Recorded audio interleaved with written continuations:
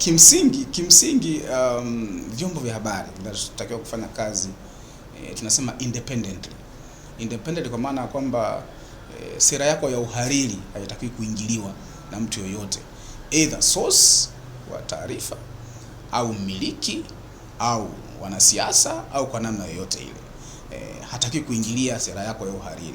Kwa hiyo hata kama amekupa lifti, amekupa posho tunasema brown envelope, au amefanya kitu ambacho in favor of you wakati unaenda kufanya ile kazi, lakini bado wewe maadili yako yanakutaka kwamba uzingatie bila kufanya kazi bila upendeleo, kwa maana utoe taarifa ile ambayo una uhakika kwamba hii taarifa ni ya kweli. Maana ukweli ndio mlinzi wa taaluma yetu ya habari.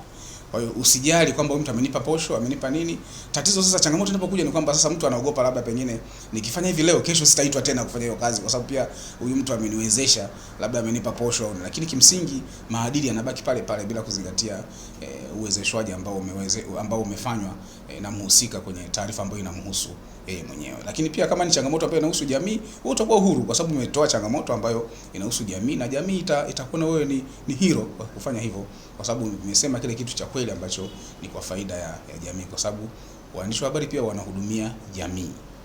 Uhuru wowote lazima uwe na mipaka. Hata kama nilivyosema zile ibara za 19 ya mkataba wa kimataifa wa haki za kiraia na haki za kisiasa, ukisoma ibara ya 19 ibara ndogo ya 3 inaeleza mipaka ya huo uhuru ambao unatakiwa kuzingatiwa.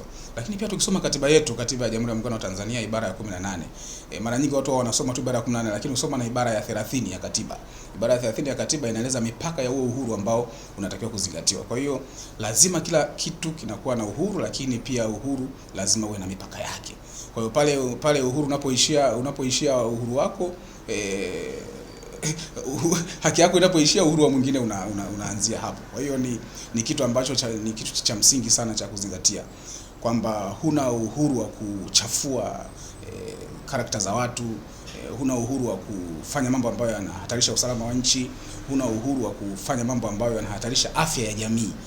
Kwa hiyo hayo ni mambo ambayo yanapaswa kuzingatiwa kwenye kila jambo na kwenye kila taarifa na kwenye kila habari ambayo chombo cha habari au mwandishi wa habari anafanya.